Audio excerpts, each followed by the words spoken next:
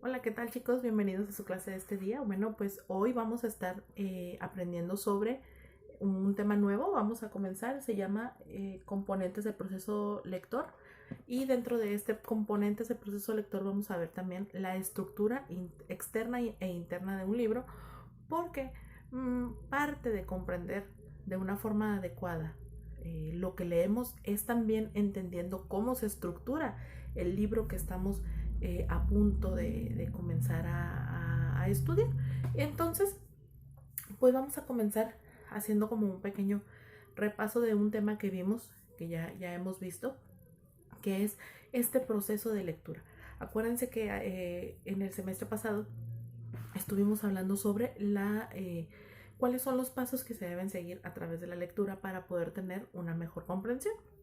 Ahora, la lectura, el proceso lector, pues es el camino, los pasos que las personas deben seguir para leer y que así pues les permite comprender este, este maravilloso andar que es precisamente la lectura. Ahora, hay muchos pasos, bueno, no muchos, pero hay algunos pasos que debemos de seguir y que debemos de considerar al hacerlo. Nosotros vimos prelectura, lectura y postlectura.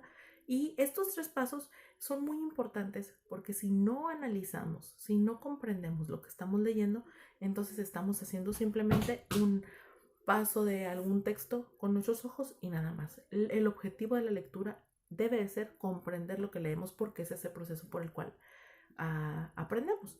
Entonces, ahora, el tipo de la lectura, pues es algo que se va desarrollando conforme vamos creciendo y depende también mucho del tiempo que nosotros le dediquemos. Algunos de ustedes son muy buenos lectores y otros les cuesta un poquito más de trabajo. Entonces, cuando estamos leyendo y lo vimos en el proceso de lectura, debemos de subrayar las palabras que no entendemos, debemos de buscar su significado para así aumentar nuestro conocimiento. Ahora, en el proceso de prelectura vimos que debemos de prepararnos en el ambiente, en el entorno, buscar un libro. A veces hay lecturas que son obligatorias y que pues obviamente no nos sentimos como tan cómodos para poderlas consultar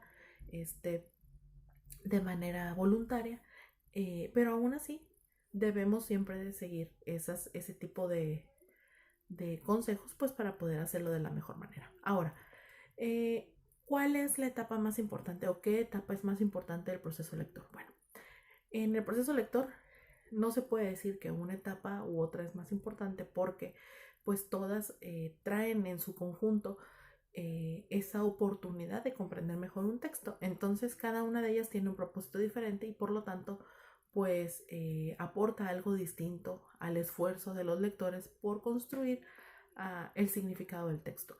No realizar una etapa es restarle comprensión a la lectura. Entonces vamos a verlo de esta manera. El proceso lector se da así.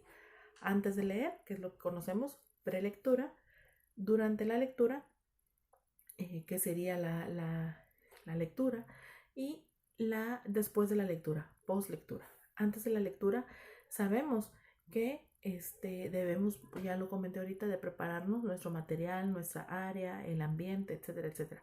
Durante la lectura debemos estar atentos a descubrir cuáles son las ideas principales, ideas secundarias. Debemos de estar también atentos a tomar apuntes, hacer anotaciones alrededor de la hoja. También debemos de estar prestos para las nuevas palabras, ir haciendo como un pequeño vocabulario, un glosario, etcétera, etcétera. Y también dentro del proceso de lectura, si tenemos que hacer algún trabajo, cuestionario, cuestionario, resumen, ensayo, pues buscar la información que sea propicia para podernos ayudar a elaborarlo.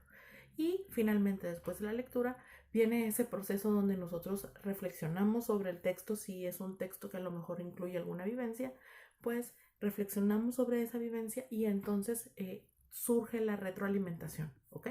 Y finalmente viene la conclusión de esto, que es la comprensión, es decir, analizar hasta dónde entendimos esta información, que es lo más importante.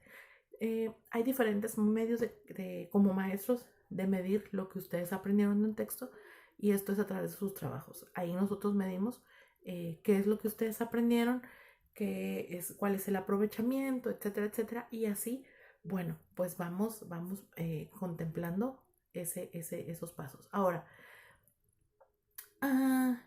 también, pues por eso es que es importante hacer ese tipo de etapas. Si, por ejemplo, comenzamos una lectura sin habernos preparado y, por ejemplo, voy leyendo mi libro en la calafia, a veces no son las mejores condiciones, hay ruido, nos distraemos, etcétera, etcétera.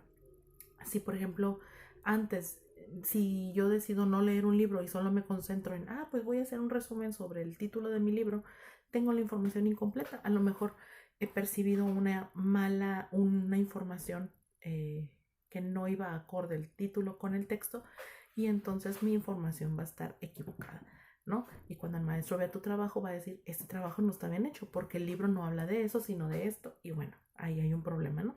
Por eso es que en ocasiones para nosotros los docentes es muy fácil determinar cuándo un libro ha sido leído y cuándo no. Entonces, pues por eso tienen que cuidarlo, ¿ok? En el siguiente video vamos a comenzar a ver ya ahora sí las partes del libro, que es algo que quiero explicarles por qué tocar este tema en medio de nuestra comprensión lectora, ¿ok? Ahorita nos vemos.